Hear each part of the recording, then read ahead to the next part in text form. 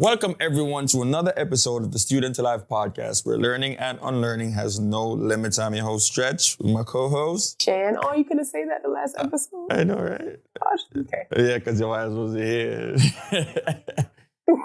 And today we have a very special guest in the building. Is my brother. I've known him for like 15 years, like a whole long time. Who showed me the ropes around a lot of things when I moved here from Jamaica. I felt like the little dude that came off the banana boat, but he helped me to fit in when I came here. And yeah, people actually think we're brothers because we have the same last name. But my brother Drew is here with us today. How y'all doing? Welcome, Drew. What's up? All right, Sean, take it out with the first question. So, Drew here is a chiropractor, right? No. So I'm a marketer. Dang! You market? Yes, I own a marketing company and I market for chiropractors, attorneys, orthopedic, and physical therapists. Okay. See, guys, I'm not on. Like, that's bad. I should have known this. Yes. But okay, that's good. So, we ask all our guests this question. What does student to life mean to you? I mean, for me, it's like, educating this generation on, knowledge, communication, and understanding. That's how I look at it. You guys bring different guests that speak on different things. And, most of the things they speak on is what this generation need to understand. Nice. It's come to relationship, chiropractors, entertainers that come on your show that I watch. Mm-hmm. They teach everyone, different things. Yeah. So that's what I get from it. So you watch. So like you said, we bring on a lot of people that come on and give insights and give information on different topics, because what we try not to do is gossip. We're not trying not to do anything that's going to bring us on a lower vibration than we're supposed to be, because I realize that our culture is about attention, it's about gossip, it's about negative stuff. And we wanted to bring something different to the space, right? But today we're going to have a whole new perspective on this side of marketing, basically. So the side of marketing that you do is basically just working with chiropractors and lawyers, right? Explain that link between both. So in the world we live in right now, you get into a car accident, you need an attorney. Right. Mm-hmm. You need a chiropractor based on your injury. Mm-hmm. If you break something, you need an orthopedic. Right. So they all work together. Then after you do all of that, you need a physical therapist to get you back where you need to be. Mm-hmm. I worked in a physical therapy office for 2 years and understand how important that is to the body, especially a chiropractor. We all need a chiropractor based on how our livelihood. Mm-hmm. We move around, we sleep a certain way, we play sport, we work out. We need, someone to adjust our body at least once a month because, it makes the blood flow better and everything. So basically I was working for a company and, certain law changed where the attorneys not going to need a chiropractors as much as they're going to need an orthopedic. Right. So I basically started my own company and start marketing for all four. But then I also do events for them. Basically the event is what put everyone in the same room and, they close the deal. Okay. So in that case, is it just a car accidents, or can it be just other scenarios that happen that they're going to need like a chiropractor or need like a... I mean, it's car accidents, slip and fall, work comp, you get injured at work. That's work comp. We take all of those, anything that got to do with injury. That's Okay. what I work with. All right. So if I come here and Sean pissed me off and that fella hit my head, I could just call you, You call him. I get it. So what made you say I can do this marketing thing? Because marketing is strategic and, you have to have a certain personality. You have to develop certain skills to be in that field. What made you say I want to market and do this? Because I'm very big on communication. Okay. It makes everything easier once you communicate effectively. Mm-hmm. And if you communicate the right way and you stick to your word and you're consistent, people will respect you enough to work with you. Mm-hmm. And I feel like my calling is helping people from day one. Just like Stretch explained, when he came here, I teach him certain things, good and bad. Right. But look at him now. You know what I'm saying? So that's just something I feel like I've always been good at is helping people. and marketing and, the people person, because people listen. Yeah. Explain to our student to lifers what marketing is, just overall, real quick. So marketing is a strategy you use to help people based on their profession. Right. You know, it's basically like a connectivity tool, basically. Yeah, connecting people together that is gonna benefit each other. Right. For example, you know, if I come here and I market for you, you're gonna need women to come in and do their hair. I can do that. You know, how I do that, I go to Walmart. I go to places that women shop. Give them your card. Communicate with them. Okay. They're going to listen to me. I'm tall, you know. I know I'm a handsome man, so that makes it easier for women to, you know, communicate with me. I feel like there's so much different tiers to marketing nowadays because of all the tools that we have, especially when it comes to the internet, when it comes to accessibility. There's so much different ways to do marketing nowadays. It's just crazy because back in the day, you had to go out with flyers, you had to go out with business cards. Nowadays, I could just download something on my phone. If I share my contact with you, my email is in there, my Instagram, everything is in one place. Or sometimes even on your Instagram profile. If I go on an Instagram profile, I'm able to tell almost everything about you, what you do, your daily habits are, just by going on your Instagram. So there's so much different ways to market. I don't have to go to a marketing event to meet somebody that I want to talk to. I could just go in their DMs and say, hey, let's link up and do this. But I always feel like the most effective way to market with somebody is in person. Yeah. I always feel that way. Correct. Right. So that's where your events come into play. Yeah, that's where the events come into play where, you know, I put everyone in the same room that need each other. You know, even if I have 40 people, as long as I know that 20 is going to help this 20, I'm okay with that. You know, it's all about quality for me. Quality, yeah, but if you have 100 people and then 10 is going to, you know, be the one to help someone, the other 90s, like, why are you here? So you used to manage like the chiropractor office, or you still manage the chiropractor office? I still manage. What comes with that though? Because, you know, going to a chiropractor office, it's like mostly older people. Like they have back problems and knee problems or joint. It's not. If you go in, the majority, am I lying? The majority is older people. Really? Yeah. I would think like people in accidents. I've been in the chiropractor office. That's why this last 3 months. So for me, the majority of seeing there is older people. Yeah, it's older people go there because they need that adjustment. Right. Younger people go if they get injured. hurt. Okay. Right. That's the difference. Isn't it more risky to adjust the older person? Isn't their bones more like? It all depends on your experience. Okay. If you've been in the game for a long time, you understand how the body works based on the age. Right. So I think the message that I would want people to understand is taking care of your body when you're young. You know what I'm saying? Like you will end up there when you're older if you don't take care of your body when you're younger. Because you go in there now, you have back problems, you have knee. Like we play ball a lot, and them knees they go. Yeah. You know what I'm saying? Right. And especially if you're a person who don't sit properly or you don't sleep properly, ergonomics. Them back problems come too over time. So you're gonna end up there if you don't have good practices. I go to yoga, so you know I learn how to take care of my body on that level. I go get massages, and I do acupuncture here and there because I had a herniated disc before. And I had a herniated disc, and I went to the massages. I did every massage there was. Yeah, I did the one where the lady was standing on my back and all these things. I did all of them. Yeah. I did acupuncture. I did yoga. Within like 6 months, my herniated disc was gone. I had no back pain. I still haven't had back pain since then. So, like, that's my advice to a lot of people. Just take care of your bodies before you get to that age because it's coming. Yeah, man. Yeah, man. So for you, Drew, how has transitioning into the marketing side, because you know I know what used to be in the chiropractor office, that used to be you, but you transitioned. So how's that transition been? Best decision I made. Right. You know, because now I can help people 100%.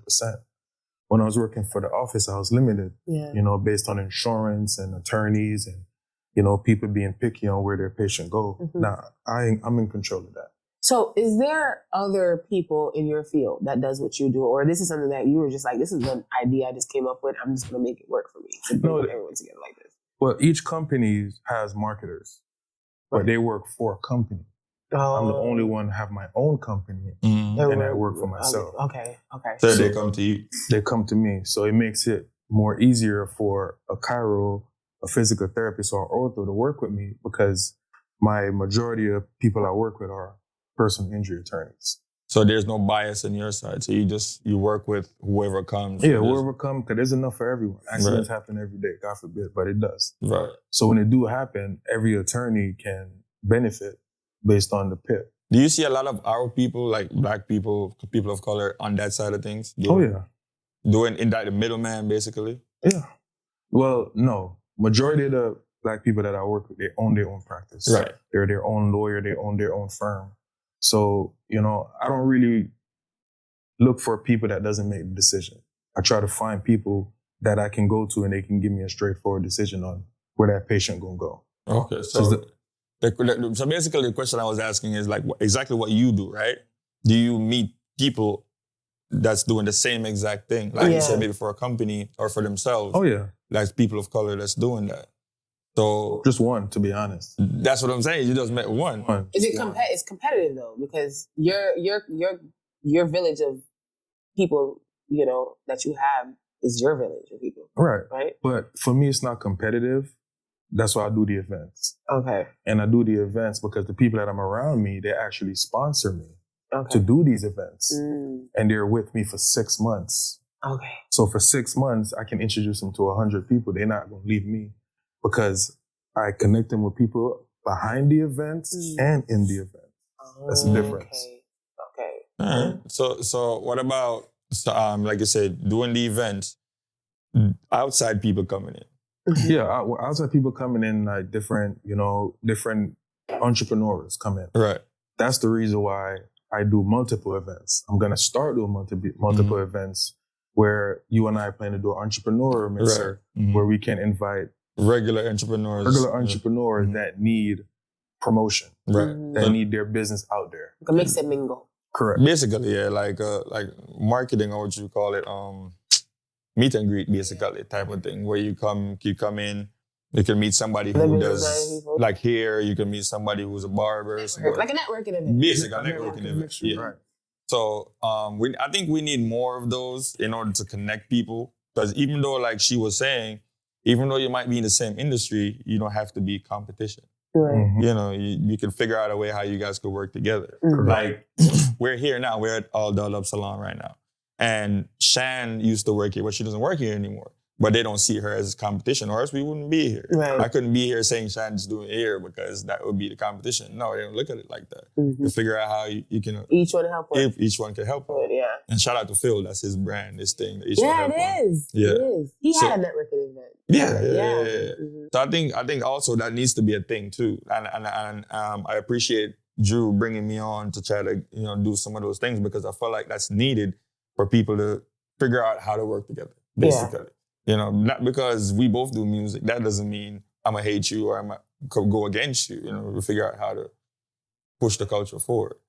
So the next question now, between injury law, how different is injury law from like regular criminal law and lawyer stuff? So it's different attorneys. You have immigration attorneys, you have criminal attorneys, personal injury attorneys, and then you have family attorneys, and then you have mortgage attorneys. Yeah. So it's a lot of different attorneys. That's why when somebody say, "Oh, I need an attorney," which one do you need? You have to be specific, because they can give you get into an accident, they're going to send you a criminal attorney, which is a defense attorney. Right.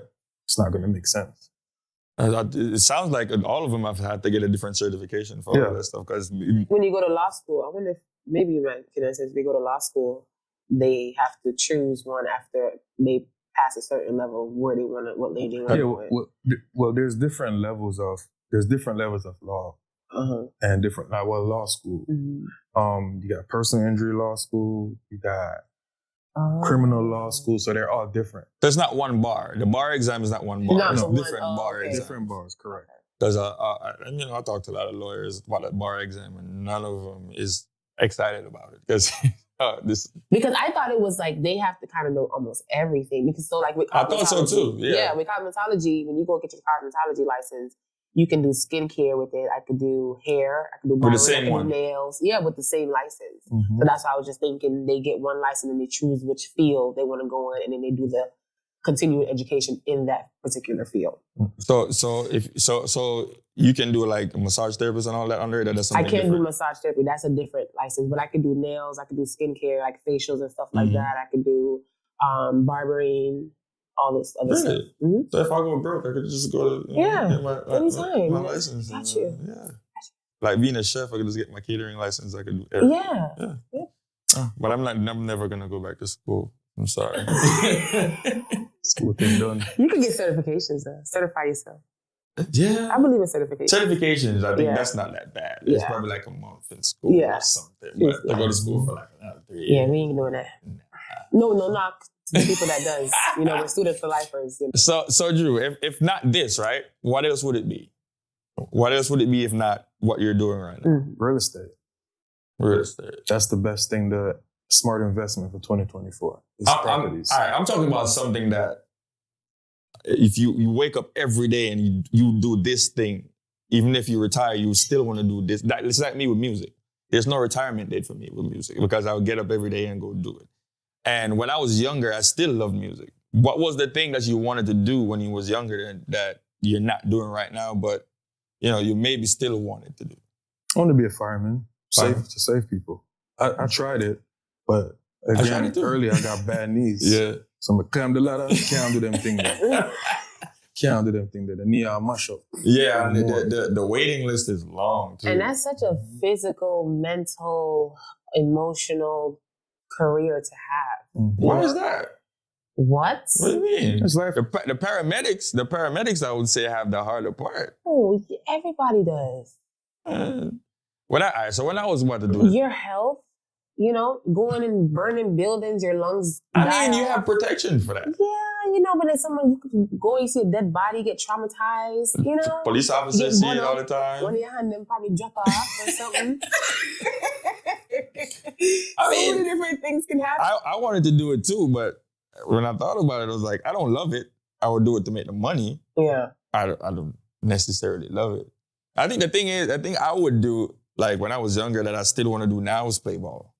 If I could get up every day and go play basketball, like NBA type level basketball, that's what I would do, like forever. Yeah. Because I still love playing ball. Music, yes, Mm-hmm. that's a given. But basketball, Mm-hmm. for sure. So you said real estate earlier, and I just want to tap back into that real quick. Why did you say, you did say it's a good investment, but what do you think, is that something that you're like, I might actually go and pursue that just so I have that in my back pocket? Is that something that you think you'll eventually do? Yeah. Basically, it to me, it's like, it's a necessity. Yeah. Everyone needs a property. Right. So it could be an Airbnb, it could be rent a property. Or even buy land. Hmm? Or even buy land. Yeah, Mhm. buy the land. True. You know, That's how I feel with you insurance. can't lose, and that's a business where you can wake up and enjoy doing because every month you're getting that check. Right. And it's I love actually like sitting back and looking at, you have these properties and you're like, yo, that's mine. Mm-hmm. That's a good feeling to know when you own something and it's actually giving you a return in your money. Mm-hmm. That feeling is something. There's something different. So I like that feeling. Mm-hmm. So my last question to you now is what does the future look like for that business, for marketing, for you? How far do you plan to take it within the next now to 5 years? So, I'm working on some investment with opening a physical therapy office with one of my Dr. Craig James. I'm trying to bring him on too, so you guys can meet him. Yeah, for sure. He's a Black chiropractor. He's been doing it from 2017. He has his own practice on Oakland Park. Mm-hmm. The clinic is called Better Wellness Clinic. Mm-hmm. That's the clinic I partner up with him. Mm-hmm. So we're going to open a physical therapy office where attorneys will send us more patients because now the patient can get both physical therapy and chiropractor in the same area. Oh, that's Okay. So that makes it more sufficient for them to send us cases. Mm-hmm. So what it would be like a one-stop shop for everything. Correct. Even the lawyers too, right? Correct. So you have a office where you have physical therapy, chiropractor, and lawyers. Yeah. Pretty dope. That's an investor. That's a business you can't lose because that's a business that happens every day.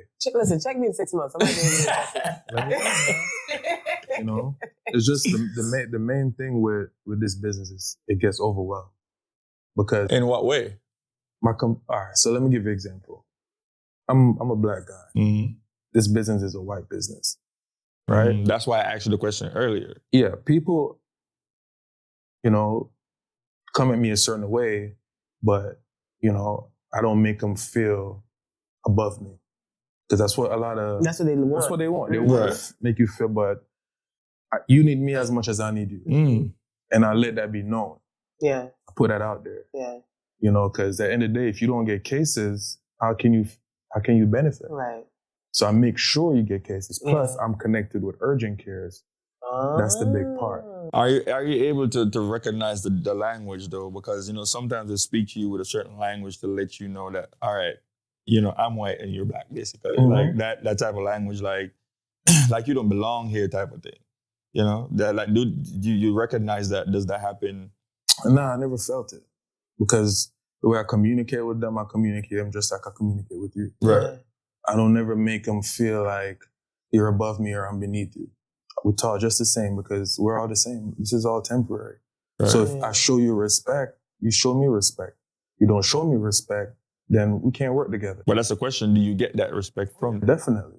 Yeah. Because I stick to what I say I'm going to do. Yeah, I feel like in certain industries, I would say, I've been in rooms where they'll talk to you a certain way because they feel like even when I traveled, for instance, when I traveled, there's people there that's looking at you like, how are you able to afford this? You're not an athlete. You're not a rapper. You're black. Yeah. What are you doing here that don't have no other black people but you? Like, what is it so special about you? What do you do? Yeah. You get what I'm saying? And that they use that to talk down to you, like Drew said in a way, but at the same time, understanding the verbiage is like, sometimes it makes me not feel good because in some cases, it really put things into perspective for us, like what our standard is as black people. Like we don't enjoy certain things because we're not used to it, we're not exposed to it. We're like, even something as simple as investments. Like you go in certain rooms that people are investing, you don't see us in those rooms because we're not being as progressive as we're supposed to be. Our culture isn't we haven't been raised the right way to be there. So we're not used to it. Even as simple as eating at certain restaurants. Yeah. You go to certain restaurants and the white people just turn around and look at you like, what are you doing here? I must say living here in South Florida gives us an advantage because we have so much diversity. So when they see us here, when I go to other states where it's more predominantly them, I would feel it a little bit more. Like, but here in South Florida, it's not as bad, because I think we're used to each other in a way. But as soon as we push up north more, it gets, but to his, what he's saying, South Florida is also a retirement state. Mm-hmm. So they do come down here more with that attitude from up there. And then we got to, a lot of them adjust though. They end up adjusting because we have to we got to stay solid with them because the moment they feel like they have a little overhead, it's over. But you need to go on the west side some more then. On the west side. West Coast? I would just on West Coast. I'm talking about west side of here for a lot of Florida. West side. Out in the boonies, like they're different out there. Yeah. Trust me. But that's why they out there. They can't come here.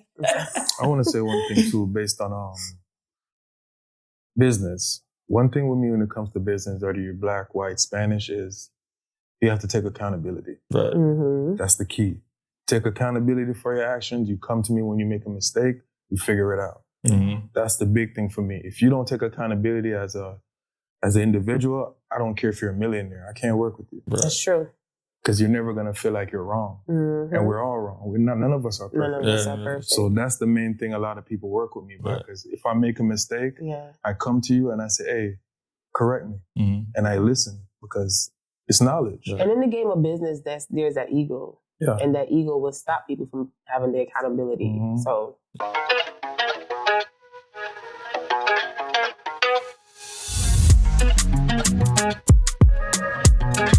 On Sunday, May 12th, the Art of Reggae Music Festival and I&I Radio brings you Marcia Griffiths and Friends, where she celebrates 60 years in the business as the queen of reggae music.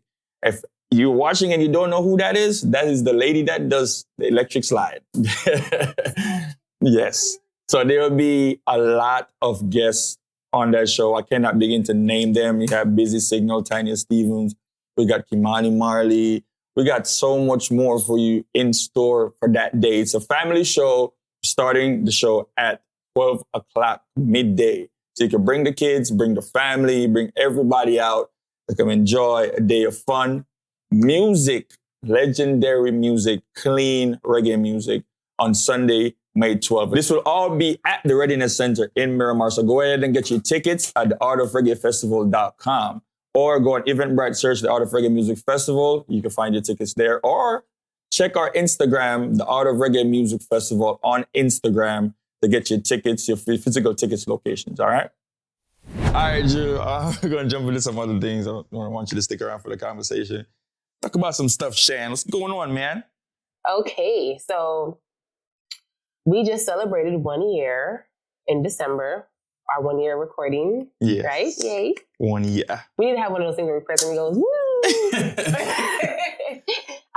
So yes, and we do have an event coming up for you guys because we do want everyone to be in the building, in the room with us. Yes, and we apologize that we had to cancel, postpone the event that we had planned. We have a new date coming. Or it's coming. Yeah. So we're going to do a quick recap of our year in 2023, podcasting and what we learned from that year and just overall, just, being a human. So Stretch. Listen, it was a, I would call it a fun year doing podcasts. I mean, we're not at a million views yet, but listen, I had fun doing it. Yeah. You know what I'm saying? I was saying earlier that the episode with the therapist was maybe my favorite episode of the year so far because of the symbolic thing. Synchronism. That happened with the episode with, when my friend passed away. He passed away on a Tuesday, and I had to record the podcast 2 hours later after he passed. And we had a therapist on that night, right? And the same thing happened again on the anniversary of his death. I went to Colorado that week before the anniversary of his passing, and we had a therapist on again on that week, and we talked about a lot of the same things that we talked about on that first episode too. So that made that episode special to me, But as far as the rest of the year, man, you came up with that whole love season. Yeah, we're getting back into it too, guys. Yeah, that love season. I ain't gonna lie, it was kind of fun, especially with Gallus and Bread. That episode with Gallus and Bread was crazy. That was shout out to them. Yes, we had Shabas. Shabas was great. Shabas was great too. We had the Swingers. Yes. If y'all watch that episode, y'all see my face the whole episode. I was literally wow, okay. People do that. And that was a really brave thing for them to do because not a lot of people want them, to know. A lot of people don't talk about that. It's what's the word? Taboo? It's very taboo. Yeah. So, shout out to them for having that courage to be able to come on and talk to them. Yeah, they talked about the whole shebang. I don't know if Drew ever experienced anything like that, but they will go to Swingers Club. They met at Swingers Hotel, basically. Or events or something. They got married afterwards. They were together for 15 years. Swinging the whole time too. And they're not young, they're older. Yeah. So he would talk about her going out to have her fun and then coming back and then just sit down and watch the game like nothing happened. It's crazy when I think about it now because us in our generation growing up, that wasn't normal. But now with these kids growing up, these 21-year-olds and stuff, they're really in relationships like this for real. Yeah. Heavy. So if someone 21 was to watch that now, they're gonna be like, what are they talking about? This is normal. They're gonna think it's completely normal. And it just wasn't what we came up around. What do you think about something like that, Drew? Two people swinging? I mean, if they're swinging together, then that's fine. But if they're swinging separately, a different kind of freaky stuff. Different kind of freaking is that. My woman can't leave me. And you go do do something something and and come back and then come lay down next to me. No, that's not gonna work. Yeah. But But- doing it together, and we agree that it's gonna keep the spark in the relationship. What about the other way around? She allow you to go do your thing and come back. I wouldn't feel comfortable. No. That's why it would have to No. be mutual, where they 10 years both ago, have yeah. that. 10 years ago. 10 years ago, yeah. Interesting. It's your younger self would have been open to it, Oh yeah. apart from yourself now, your older self now. Mhm. I mean, you kind of see life differently when you get to a certain age. Yeah, some people they become looser when they get older. It just depends on the person, I guess. Like they open up more. That's why I don't really believe when older people say, when you get to this age, you're gonna do this or you're gonna be this, because we live in a different time. Yeah. Everything keeps evolving and changing. Mhm. So I used to hear, when I get to 30, I'm gonna be fat or I might have a stomach. I'm like, nah, bro, this six pack ain't going nowhere. Oh, God. I feel don't like- ever. I feel like for me, it's experience. Yeah. Everybody experience life differently. Mhm. Meaning, you might experience life at an early age when it Mhm. comes to women Mhm. and party, or you might do it younger, Yeah. based on You mean older? older, Yeah. sorry, Mhm. based on your upbringing. Yeah, that's like someone getting married in their early 20s and they divorce 45 and they're Mhm. like, I'm about to wild out. Yeah. Mm-hmm. And you come out here and realize that it ain't that. It ain't that. Go back in the house. So yeah, shout out to Tifa. We did 2 episodes with her. So unfortunately, one we had to take down because of the audio problems. But I feel like I liked that one so Yeah, much. I yeah. wish that one had a good audio Yeah. because I love that one. But we had to take it down. But we did another one with her. We had Jeweler. Danique Oh, yeah, Danique. Mhm. Jeweler on. Shout out to Artwell. Artwell came on to talk about his stuff that he got going on with jewelry. And then Danique, that episode, I love that episode. I want to have her come back because I feel like we hadn't talked about a lot too. We have a lot we didn't discuss Mhm. with her episode too, and which she talked about the maternal side of things. Like Yeah. she gave perspective to even me as a man Mhm. to have more empathy for somebody like a woman that has kids. Mhm. The stuff that they go through, because if you're a man just looking from outside in, you'll see a woman going through things and she gets miserable and she acts a certain way when she's pregnant and not realizing that the changes her body's going through. Right. I mean, I couldn't even imagine that. Yeah. Imagine waking up one day, your feet swollen, your stomach is this big, and your hormones all over the place. Like, Crazy. you're gonna be uncomfortable. You're gonna be a certain way. That's why I feel like a lot of relationships break up because of that. Mhm. The relationships break up because the man is not understanding why this woman get up every day and she just cussing at everybody. Right. You know what I'm saying? right. Like her body's going through a transition Yeah. that she probably don't even understand. Like she don't know how to deal with that. Yeah. So she's just literally going along with it day after day. So it's up to you, the man, to make that transition easier for her. Make her more You know what I'm saying? comfortable. Yeah.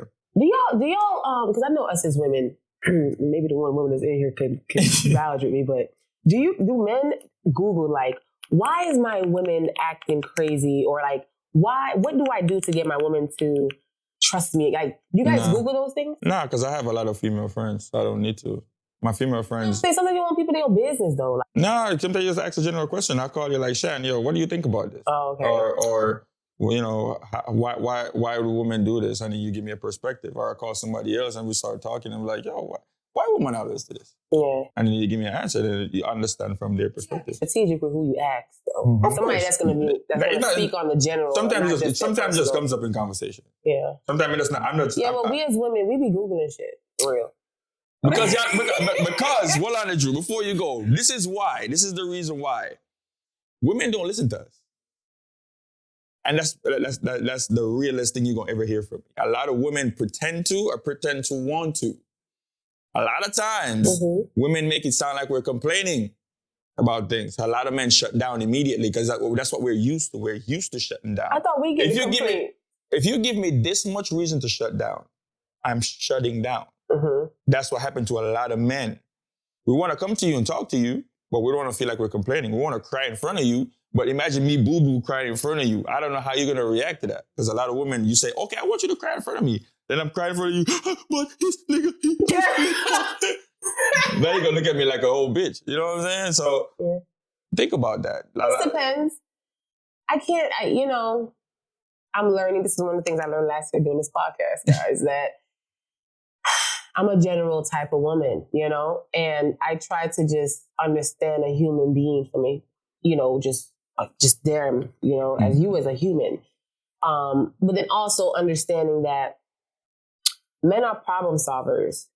Women we're like literal. We're like the in-between through all that stuff. So we're the detail and you guys are like, get to it. Mm-hmm. So I just think that, and I think I've said this before on the podcast, that we have to research each other in order to understand each other. Mm-hmm. Because just like how you can pick up your phone and research how to start this business, you can research how can I strengthen my relationship if XYZ. This is the downside to that. This is the downside to that research. The difference with people, right?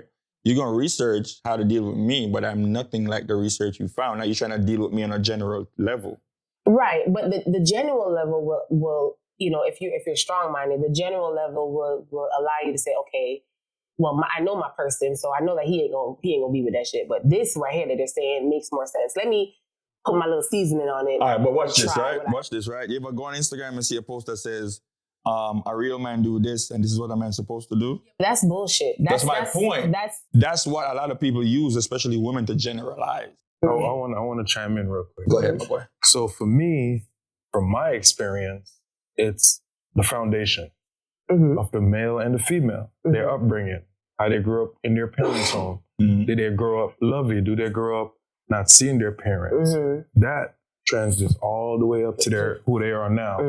So you have to figure out the issues before you, from their young, why they are acting the way they are now. Yeah. And some of it is self-care and love. They don't have that. They never got that because the parents were too young to even know who they are, to teach them to learn who they are. Yeah. That's where it starts. And not only that, I feel like a lot of women need to go back to where a lot of these guys grew up. That helps you to understand a lot about these people. You understand what I'm saying? You understand like vice versa, not just both. Yeah. Because you understand why a person act the way they act because of where they came from. If I take you back home, you understand why I am the way I am. But people will say, men are like this, and I'm like, no, I'm not like that. They're like, no, you're lying. I'm like, I didn't grow up like these guys. I grew up totally different from these people. So you cannot, that's the way you generalize people, that's where a lot of people get it messed up. You feel like a man is supposed to be this, or it has to be this.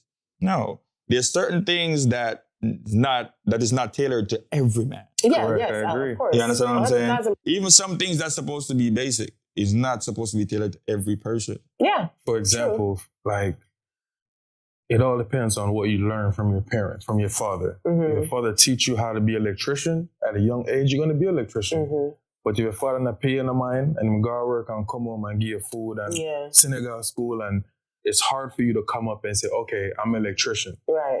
Because my dad's an electrician. That doesn't work. It's totally different. It's totally different. And for example, from what I'm piggyback on what you're saying is, earlier about men shutting down is, most men don't complain much. They don't complain much. They go through it because otherwise from you... That's why I was like, men are problem solvers. Yeah, otherwise from dealing with your female, we're dealing with a whole different outside. And we don't speak on that because we gotta do what we gotta do. Right. So not only that, I'm gonna stop you right there. I think the problem is we're not supposed to. If you really think about it, we as men are not supposed to have to deal with that. If you go to a white household, there's a lot they don't deal with that. We find normal. Deal with what? We think of normal. Deal with what? The daily struggles of life, basically. Like we as black men go through, a white man does not go through the same thing. He doesn't bring home the problems that we do. Like if a cop stops him in the street, he's not getting dealt with the same way. Yeah, it depends on the category. Yeah, but still, like I'm saying, like if you talk to a white person, the things that they deal with on a daily, we consider as easy. Because the therapist said it. You know, she said that the things that we have to go out and deal with that we think are normal, these are not normal things. They're not normal things, right. You get what I'm saying? Even our own mindset or mental health, these are not normal things that we deal with. But we normalize it because we're so used to it and it's passed down in so generation. You get what I'm saying? So we normalize that so much, but in other cultures, like I said, when I travel, I don't see stuff like that. You know? It's different. But as far as that'll wrap up my year. Those are the ones that stand out the most. Yeah. I think everyone stood out for me, and I learned different things from everybody. Nikki Artie was cool. Nikki Artie was good, yeah. We had so much people, and I'm so blessed to just say that, because it's just something that was just like off the spirit of the moment, and we just got to it, and we. Shout out to Bailey in '88 too. Yeah, shout out to Bailey in '88. Yeah. That was good. A lot of knowledge in there. Because even when a lot of people watch that, they didn't know that there's actually guys in the beauty industry, like that. We're even that big in the beauty industry. So? A lot of people don't know that there's guys that's that big in the industry. Right, and actually winning. Right. But yeah, I would say that I had to learn my co-host. I had to learn him. I had to learn how he worked, how he operates, and that in itself was interesting, you know, because in the beginning I would tell Stretch about like podcast etiquette and us learning how to like connect and do this the right way. So that was interesting and fun for me to learn. I think we're still learning each other. I think I already knew about, because I remember in the beginning you were certain guests that we had on. You still kind of like that. But certain guests you're like, man, I don't know. And I was like, Stretch, man, we just got to just take people for what it is. Not everybody's going to be like... But you know I talk. You know what I'm saying? Like, if you bring on somebody that don't know how to have a conversation, it's going to be like me and her talking to each other. You know what I'm saying? Like, we bring you on and I'm like, all right, Drew, what you think about it? And you have a sensible take on it. It makes it more... Yeah. That's it. I think it's just the hairstylist in me that adapted to just... anything. Listening to, anything. You know? Yeah, and I can't. Yeah. I'm sorry, I can't. You got to make sense when you talk to me. You've gotten more lenient with it. A little bit, because I know how to carry that. Yeah. You get what I'm saying? I know how to talk through the whole episode. Yeah. You know what I'm saying? So, yeah. So that was good. I mean, and I'm just so excited for the future and what we have planned for y'all. All right, what else we have here? What was the point that you had to force yourself to unlearn and relearn in 2023, Drew? You can answer that. Like, what was the point in 2023 where you was like, damn, I learned this and I had to unlearn it and relearn it? If you can think about it. Just 2023? Yeah. Yeah, just for that year. From then till now, I would say. People. That's good. I had to, unlearn certain people because I put too much people on a pedestal. And I allow them to make me feel, what's the word? Have an effect on you, basically. I allow people to have an effect on me because I expect too much from them. Right. So for this year, I'm pretty much lowering my expectation in people and see them for who they show me they are. No matter what level they are, right? No matter what level. Because, we all have flaws. Yeah. And as a man, I like to talk about my flaws to people. But some people, when they talk, they pretend. Yeah.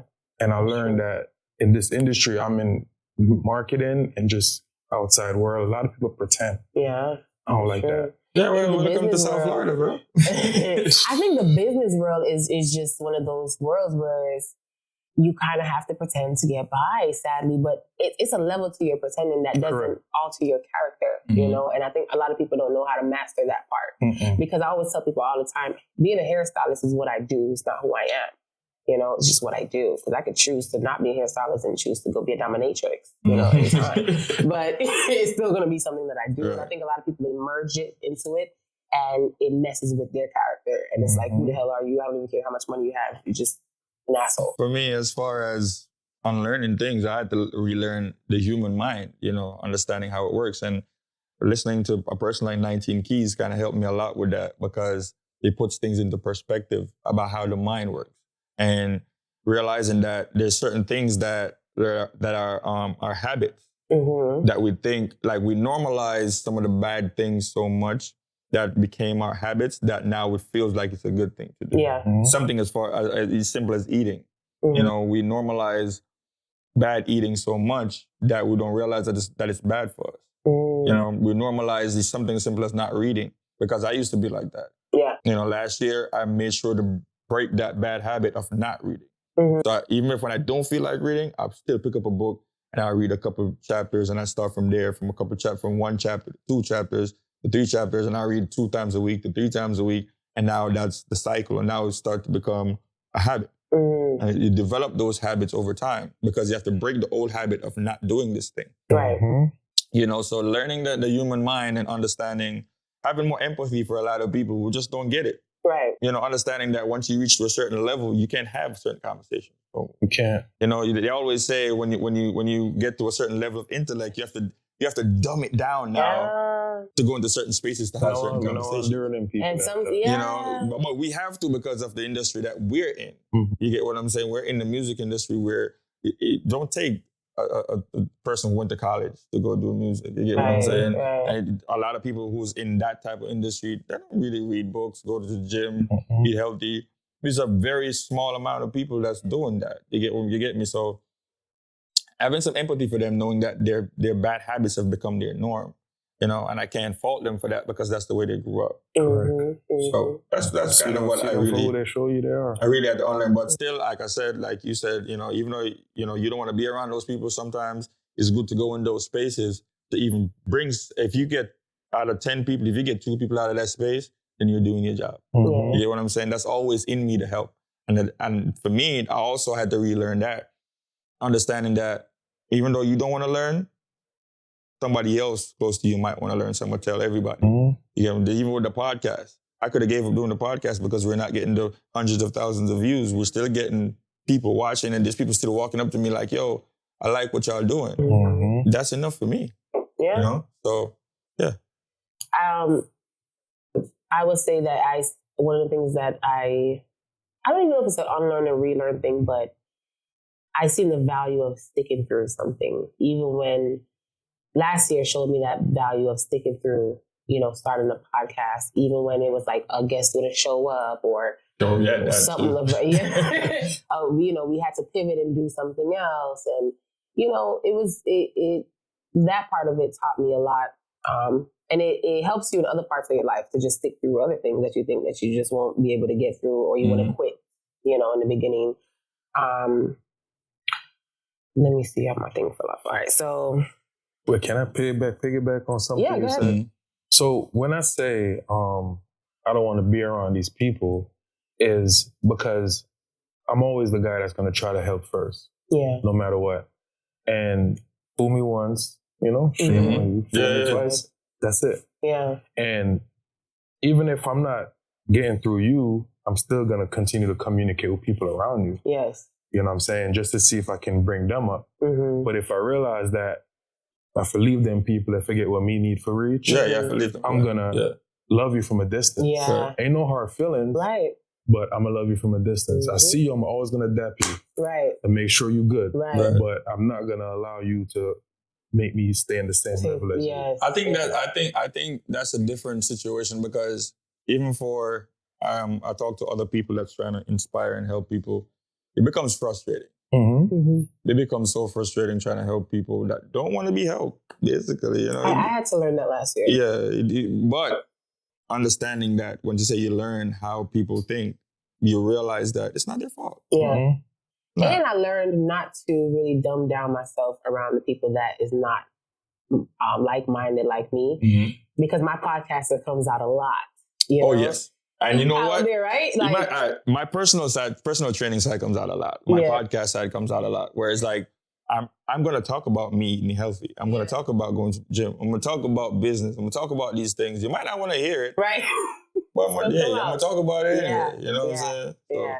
It came out a lot that I realized. And I've even had people say, "Oh yeah, you're a podcaster, so that's why you." And I'm like, "Oh shit, I am asking all these questions because I just like to learn shit." I want you to talk about this question that you have, the imposter syndrome. Yeah, I was just about to get into it. Did you face imposter syndrome? Explain exactly. Okay, so imposter syndrome is basically when you've reached a certain milestone in your life, if you've accomplished something, and you know you've now people see that you've done that, and you know they're giving you your accolades for it, they're giving you your praise for it, and you're just like you don't think you did much. Basically, is what imposter syndrome is. Like you don't think that what you did was anything. Like that's me on a daily. Yeah, I don't. I accept the praise. I accept I see what you're doing and I love it. I accept the compliments. And it's like, I feel like I didn't even scratch the surface. Right. You know what I'm saying? And I think a part of that imposter syndrome is not feeling like you left anybody behind. You're not feeling guilty about it. And I've been there where I felt like, guilty about getting to a certain level and not having certain people with me up there. Yeah, you do feel a way, but now you get to the point where it's like, it's not your fault. Yeah. Understanding that you have to do what you have to do. Yeah. Because I can't get up every day and call everybody on my phone and be like, how you doing? Right. Because nobody, at the end of the day, this nigga will call me and he will check on me. Raj will call me or Brad will call me. They'll text me. If they don't hear from me for a day or two, they'll, yo, what's going on? You all right? A lot of people who you used to hang with or considered friends who you're supposed to bring with you, if you don't pick up the phone and say what's up, they're expecting you to call them. You know what I'm saying? And to pull them up to say, change your habits, do things the right way, get out of bed, stop doing this or stop doing that. And realizing that, you just gotta leave some of those people where they at. Not feel bad about it either. Yeah. So this is what I tell people when I meet people from when they just met me based on my lifestyle to where I'm at now. To where I'm at now is you have to, meet me again. Oh yeah. You have to meet me again because the version of me grew up. Yeah. And that comes with being innovative, and I think people like us, we're innovative because we're like, what's next? We want to go to the next level, And so for me with the imposter syndrome, I think the reason why it's a thing, and this year I found myself having it, because you hear people be like, oh, you doing your big one, you do that. And it's like, man, you don't know what the hell I'm going through behind the scenes. This is their podcast right now, or what I'm dealing with my business or whatever. But I had to remind myself that these people are only really seeing the outside and they are congratulating me. And I do have to just stop and just be like, damn, I actually... You ever give them a perfect example? Yeah. The Mother's Day show. With everything that was happening backstage. Yeah. Bro, there was fights about to happen backstage. There was arguments. There was everybody running up and down like they crazy. Yeah. Bro, the show went perfect for everybody out there. On the outside. Bro, backstage, when people were like, congratulations on the show, I'm like, yeah, whatever. I don't give a Too much stress. Because it's this, and that's where people say it gets lonely the higher you get. And that's it. Oh my God. Going to Colorado and going up in the mountains, I had that epiphany. And I'm like, this is why a lot of people don't live up in the mountains, because people don't really want to be up here at this high altitude. No. Your ears pop, you get nauseous, all types of stuff happen. You can't breathe. And you can't breathe, So it's one of those things where you have to sometimes sit back and be like, damn, okay, you did do this. You did that for real. And pat yourself on the back so that you don't have the imposter. It's hard. It's kind of hard for me to do that. So the word for me, I celebrate.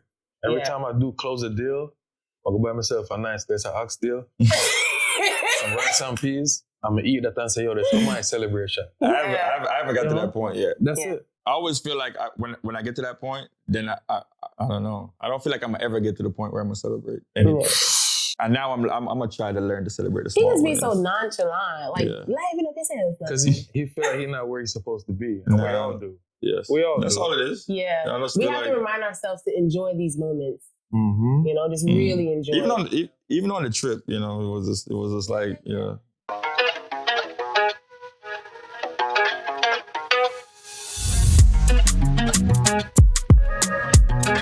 So right now it's tax season, and if you need your taxes done the real right way, hit us up at Spectrum Tax Group. You can find us on Instagram.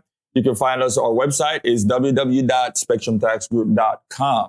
All right? So if you need your taxes done, tax season is upon us. Go ahead and follow us on Instagram and shoot us a DM, and we'll take care of you.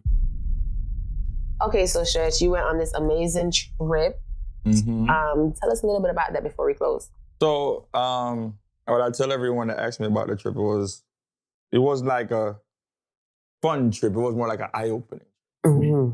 I went to literally the other side of the globe. Yeah, I looked it up on the map. So I'm like, Yeah. damn, he passed Africa. Literally, on the other side of the globe. Yeah. And we went from Miami, Turkey, which is 12 hours. Spent 12 hours in Turkey.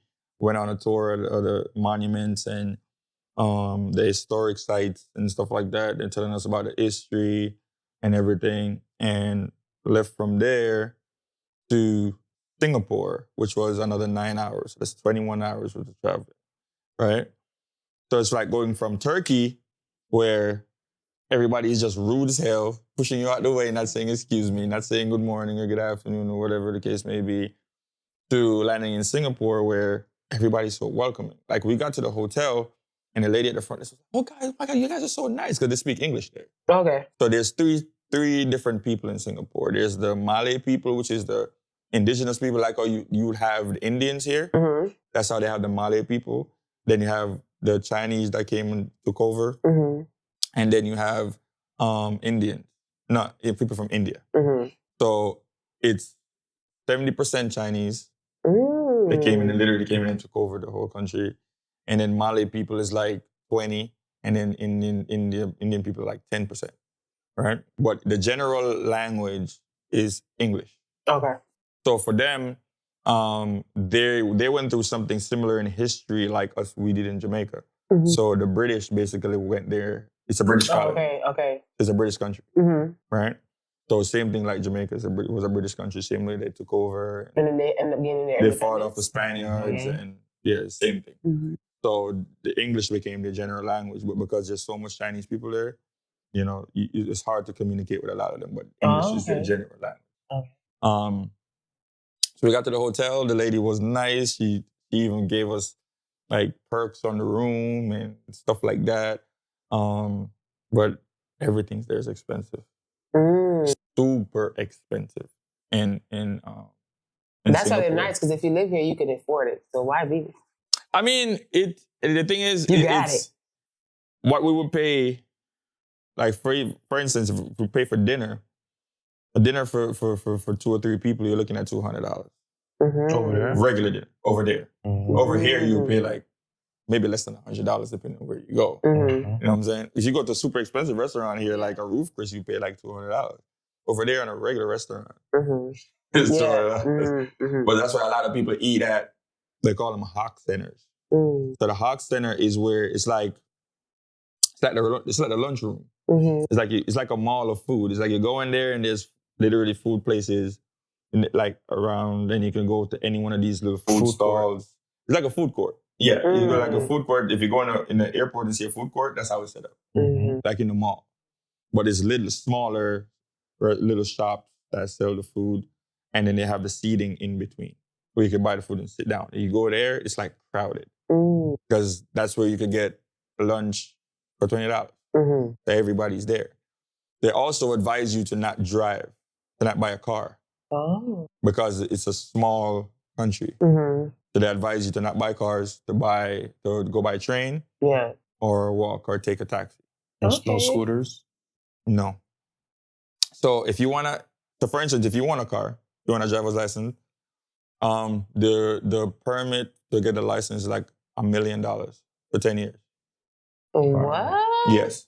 $1 million, like it's $1 million. And like $1 Singapore money is like $1 something US dollars. It's about the same. Wow. And if a car, we were in like something like a Prius.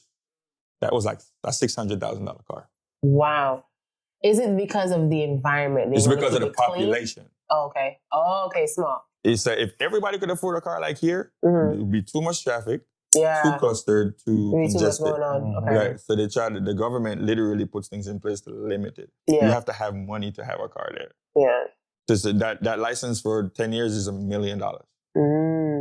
And then the car, most people get a 10-year lease. That's going to cost them like, if you want a good car, it'll cost you like $1 million.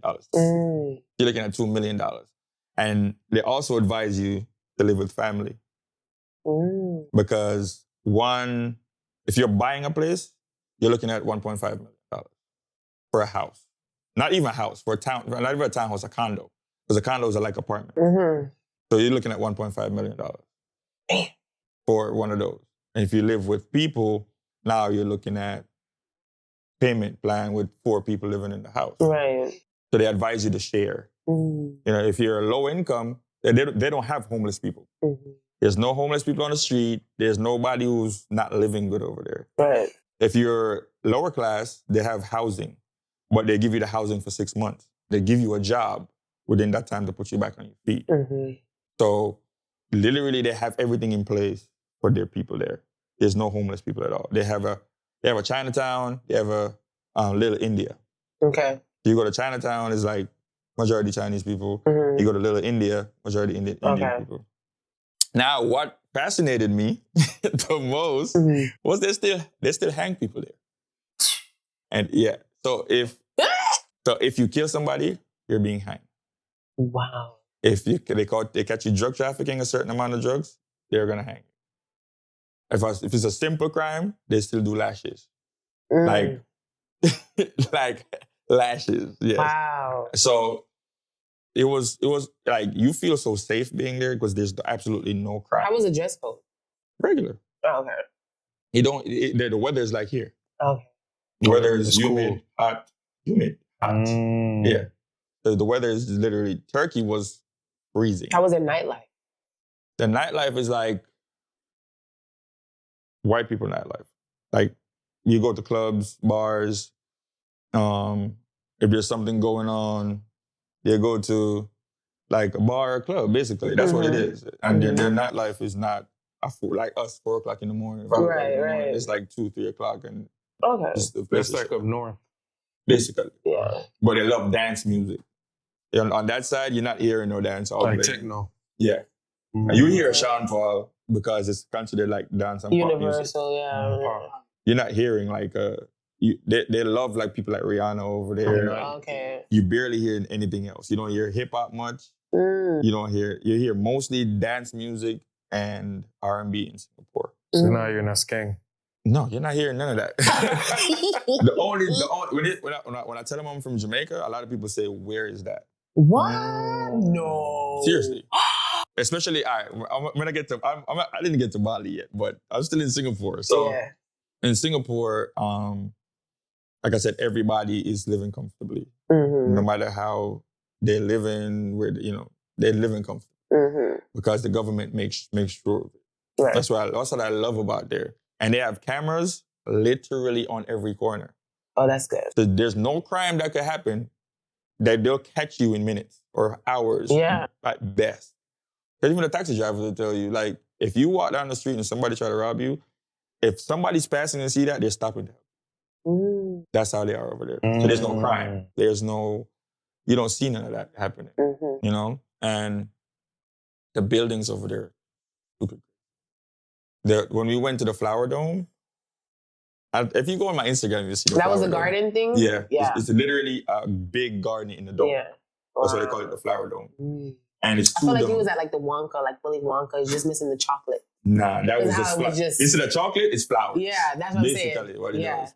And they set it up like with the dragons and it was super beautiful. And they had like a little restaurant in there. It was so nice.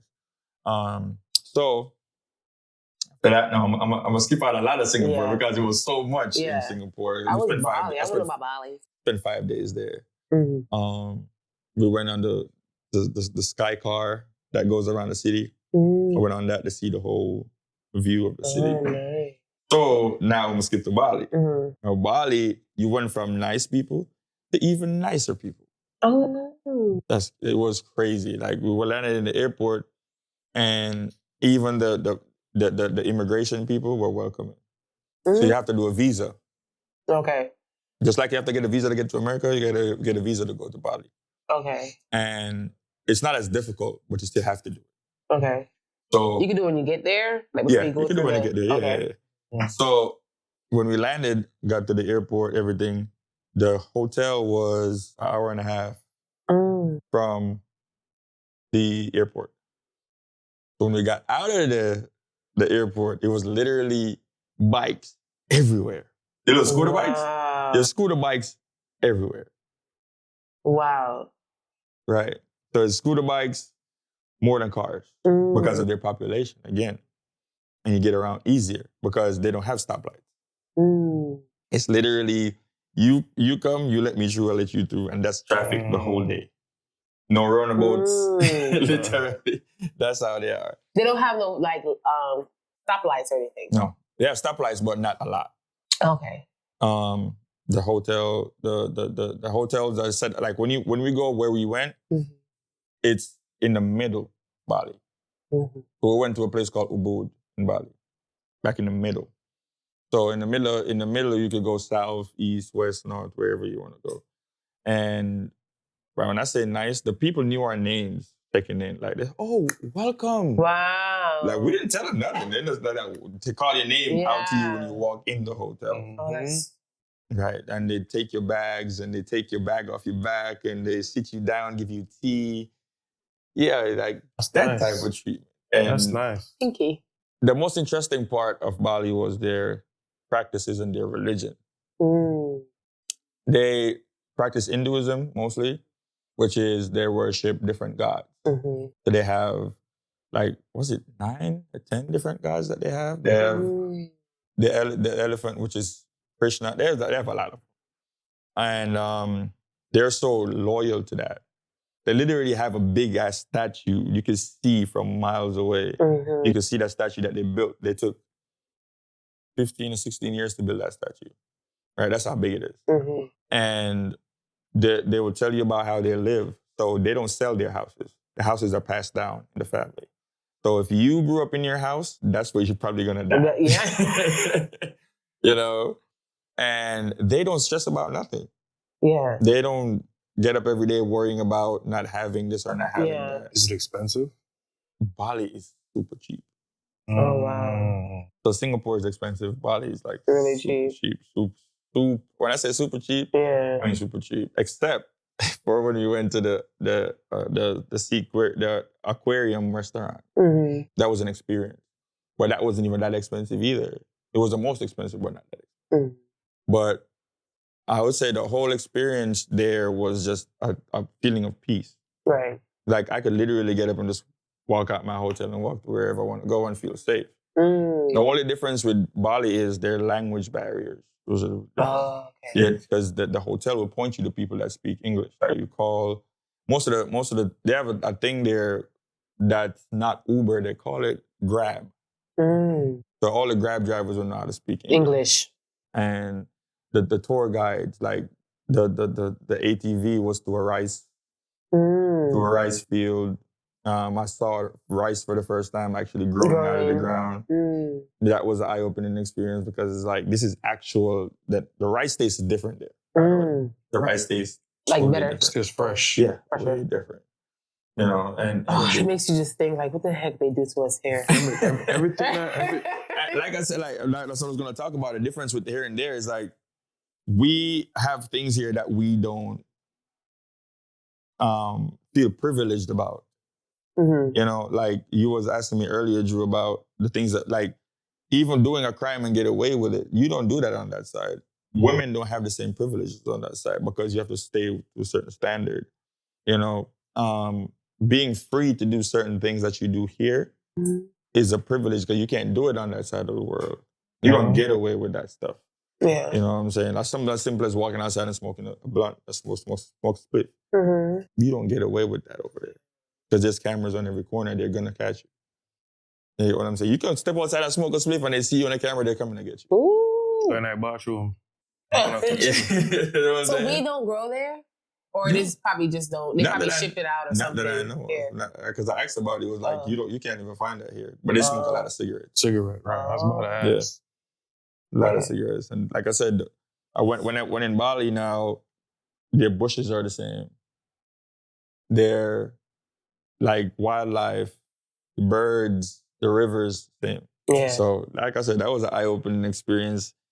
I have so much I didn't post because I just enjoyed the experience instead of recording. Right. That's the best. Well, you know, you gotta tell people they gotta start traveling more and experiencing. If you, I'm not saying to spend your last. I'm not saying that, but you have ways. You can plan those trips in like a year time. Yeah, you have ways to put $100 on a trip. Yeah, you can call a travel agent and say, "Hey, I got $1,000, but I'm gonna pay you in increments to go on this trip, you could do that. Right. So I advise everybody, travel outside of your norm. Yeah. It doesn't have to be across the world. It could be Caribbean island. It could be up north in the snow. Yeah. Saw snow for the first time last year too. So No, last year, yeah. And the Colorado. yeah, Oh, yeah. the Colorado trip. Yeah. It snowed on my balcony. I actually scooped it up because I wanted to eat it, see how it tasted. I didn't do that. You weird. It was Sorry. ice. But that's my first time seeing it. I wanted the whole experience, you know? But that concludes another episode of the Student to Life podcast. Drew, thank you for coming to spend some time with us. It was amazing. Yeah, so make sure y'all like, subscribe, share, comment, what you think about the episode. And tell the people that they won't see you for a while. Oh, yeah. I mean, probably 2 or 3 episodes I won't be here, guys, because life is life and then I have to get stuff together. But I'll be back soon, I promise. And yeah, so that's normally we'll do our final thoughts, but we're running out of time. Yeah, we're out of time. Yeah, so thank y'all. We love y'all, students and lifers. See y'all when we see y'all. Bye.